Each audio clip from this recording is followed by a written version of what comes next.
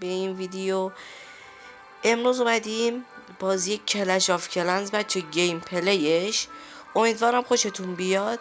لایک، کامنت، دنبال کردن فراموش نشه. اگه دوست داشتید عضو کانال روبیکا منم بشید که لینک زیر ویدیو هست. بزن بریم. لیتس گو. بچه این شهر که نمیشه، این روستای من تو کلش آف کلنزه. اگه خوشتون اومد و میخواستین ادامه بدیم این سری کلش آف کلنز رو حتما بگید.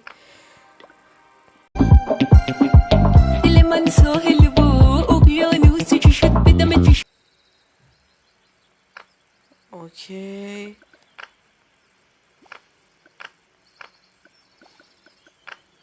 اوکی، این جما رو بگیر.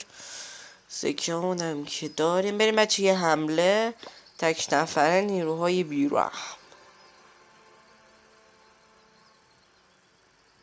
چقدر طول میده. اوکی بدونم دفاع اینجا چیه. اینجا 2 تا حمله داره. وایسا دقیقه اتمام نبرد بزن. ضعیفه نت. اوکی درست شد. برو تو اینجا آموزش نیروها. اینو کم کنه روش. 5 تا اینو بردار.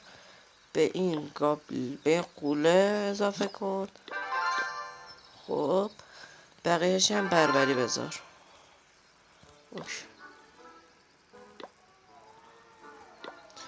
اوکی حالا باز برم ببینم چه بود.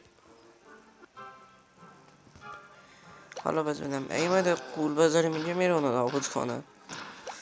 اینو میذاریم به سکه هاشو بزنه این شکلی. او چقدر طول داد. بدو خونه رو نابود کنید. اینه چه نمیدونم.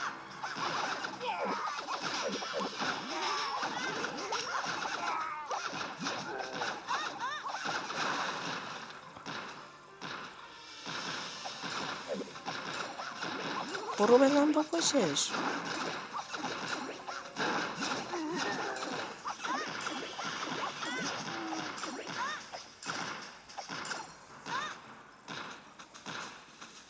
امیدوارم برنده شم.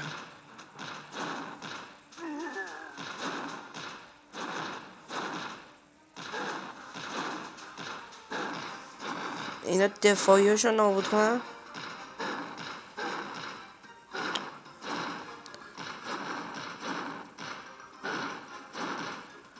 یه ذره تونستیم پول بگیریم ولی خب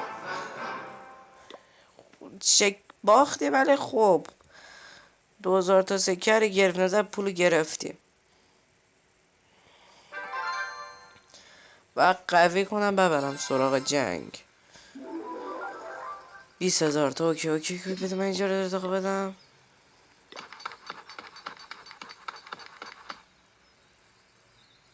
اوکی.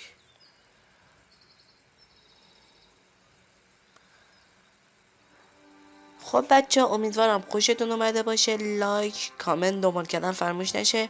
اگه دوست داشتید عضو کانال روبیکا منم بشید.